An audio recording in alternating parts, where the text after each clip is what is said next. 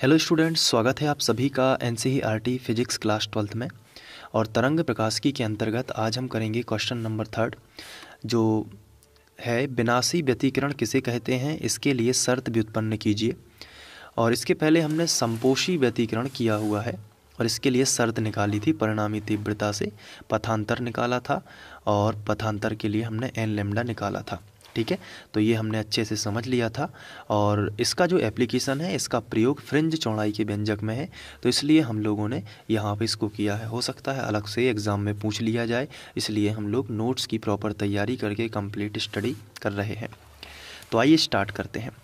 देखिए, विनाशी व्यतिकरण जैसा कि आप सभी जानते हैं कि माध्यम के जिस बिंदु पर दो तरंगें कैसी विपरीत कला में मिलती हैं।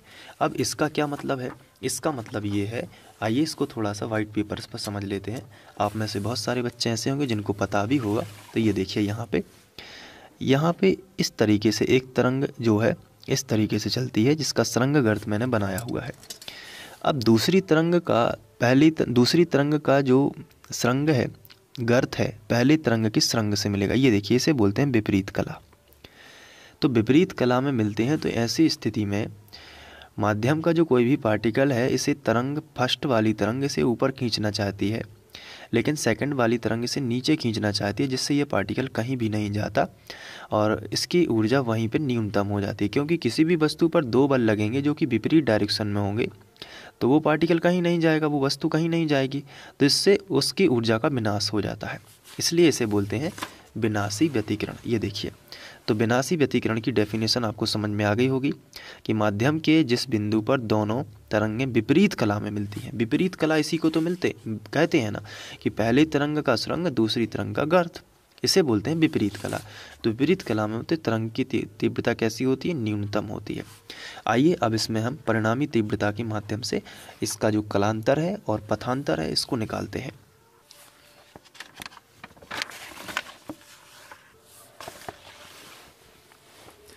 तो तीव्रता के लिए जो हमने किया हुआ है, आई का जो फॉर्मूला निकाला है वो आप यहाँ पे देख सकते हैं। ये देखिए, ये आई का फॉर्मूला के जो हमने सबसे पहले निकाला था, और परिणामी विस्थापन समझा था ना, परिणामी आयाम, वहाँ पे हमने परिणामी तीव्रता निकाली थी। तो इसको हम सबसे पहले लिखते हैं, जैसे कि यहाँ से स्टार्ट किया था ना, समपोषी में भी हमने यही लिखा था, तो विनाशी में भी हम इसी से स्टार्ट करेंगे।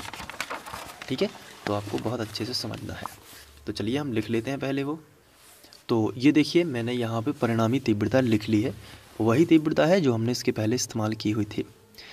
अब चूंकि ये विनाशी व्यतिकरण है, तो इसमें तीव्रता कैसी होती है? न्यूनतम। तो तीव्रता न्यूनतम होने के लिए फाई कैसा होना चाहिए, कलांतर कैसा होना चाहिए? तो देखिए, कॉस का मान किन किन के बीच में होता है? तो कॉस का मान -1 से +1 के बीच होता है। अब यहाँ पे यदि हमें तीव्रता न्यूनतम चाहिए, तो हमें इस तरीके से फाई का मान रखना है ताकि -1 मिले। तो ये कैसे होता है? तो देखिए, कॉस जो है 180 अंश का मान होता है -1, ये आपको ध्यान रखना है। कॉस 180 मतलब पाई, है ना। तो कलांतर कितना होना चाहिए? फाई की जगह पर हम कितना रख सकते हैं? फाई होना चाहिए 180। ठीक है, तो न्यूनतम होगा, उससे 180 का मान कितना होगा? माइनस, और 180 को हम क्या लिख सकते हैं? पाई लिख सकते हैं। आपको मालूम होगा कि 180 क्या है? पाई है। तो इसलिए हम यहाँ से स्टार्ट करते हैं और हमें कलांतर का अंदाज़ा लग जाता है कि जो कलांतर होना चाहिए वो 180 यानी कि पाई, और पाई एक विषम संख्या है, यानी 1 पाई होगा। ये जब पाई अकेला लिखा है तो 1 होगा। तो अगर ये 0 से स्टार्ट होता है तो सम संख्याओं में गिनेंगे, जैसे 2 0 हुआ ना, तो फिर 2 पाई, फिर 4 पाई, फिर 6 पाई। लेकिन अगर ये पाई से स्टार्ट होगा तो पाई, 3 पाई, फिर 5 पाई, इस तरीके से विषम संख्या होंगी। तो पाई से स्टार्ट हुआ तो पाई के बाद आएगा 3 पाई, फिर आएगा 5 पाई, ये विषम संख्याओं में लेना है, ये होगा 6 पाई, इस तरीके से सो ऑन आगे तक चलता जाएगा, है ना। तो ये हमें कलांतर मिलते हैं। तो अगर हम इसका जर्नल फॉर्मूला बनाना चाहें तो क्या होगा? तो देखिए, विषम संख्याओं का फॉर्मूला बनाने के लिए बिल्कुल भी दिमाग नहीं लगाना है। ये 2n - 1 होता है कि 2 का गुणा करेंगे n में, -1 हो जाएगा, और पाई तो है ही।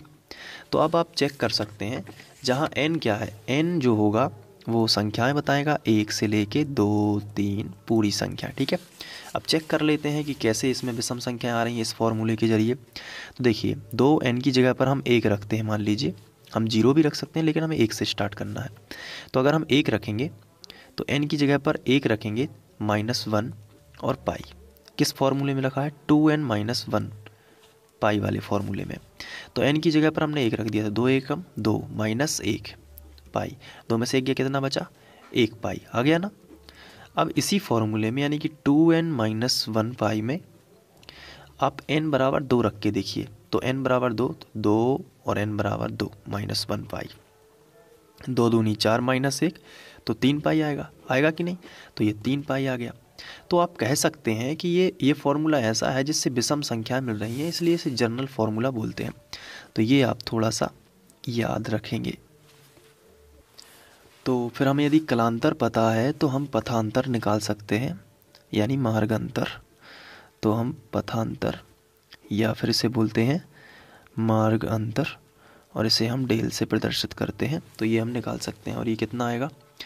तो देखिए इसका फॉर्मूला आपको याद करना पड़ेगा, जैसा कि मैंने पहले भी बताया है, λ/2 पाई गुणित कलांतर। ये होता है फॉर्मूला, बस इतना छोटा सा फॉर्मूला है, λ/2 पाई गुणित कलांतर। तो ये हमने समपोशी में भी लगाया है, यही हमने विनाशी में भी लगाया। आप देख सकते हैं, यहाँ पे मैं आपको दिखा देता हूँ। ये देखिए, ये समपोशी में वही लगा है ना, λ/2 पाई गुणित फाई, है ना। तो वो विनाशी में भी वही लगेगा। तो यहाँ पे हम क्या कर सकते हैं, इस फॉर्मूले का इस्तेमाल करके निकाल सकते हैं। देखिए λ/2 पाई ज्यों का त्यों। तो यहाँ पे लैम्डा बराबर 2/λ/2 पाई, और फाई का मान हम रख देते हैं। कितना है फाई का मान? 2n-1 into pi. देख सकते हैं आप, जैसे कि यहाँ पे, तो हम यहाँ पे लिख सकते हैं कि 2n-1 और पाई। तो पाई से पाई कैंसिल हो जाएगा। तो यहाँ पे देखिए, अगर हम n बराबर 1 रख देते हैं तो क्या होगा? तो n बराबर 1 के लिए,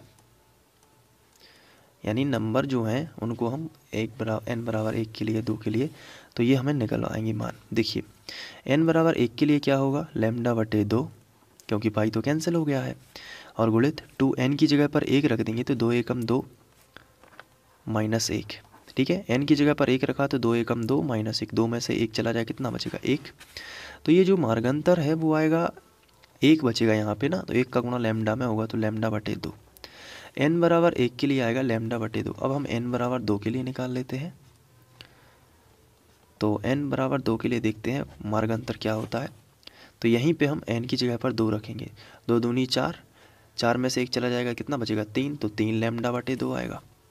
तो ये आएगा 3 λ/2। इसी तरीके से आगे बढ़ता जाएगा, यानी विषम संख्याओं के केस में ये λ/2, 3 λ/2, आगे आएगा 5 λ/2, फिर आएगा 7 λ/2, इस तरीके से आता जाएगा। ठीक है, और सबसे आखिरी में हम लिख सकते हैं डैश डैश करके 2n-1 λ/2, जैसे कि ये था। तो इस तरीके से हम ये भी निकाल सकते हैं विनाशी व्यतिकरण के लिए पथांतर और कलांतर। ठीक है, तो आप ये नोट कर सकते हैं। आपको यहाँ से नोट करना चाहिए, तो मैं यहाँ से सबसे पहले आपको बता देता हूँ। ये देखिए क्वेश्चन नंबर 3 था, यहाँ पे आप इसको नोट कर लीजिए पहले, और इसके बाद यहाँ से आप ये भी पूरा लिख लीजिए। ठीक है, तो इसके बाद हम लोग नेक्स्ट क्वेश्चन करते हैं। तो अगले वीडियो में, थैंक यू।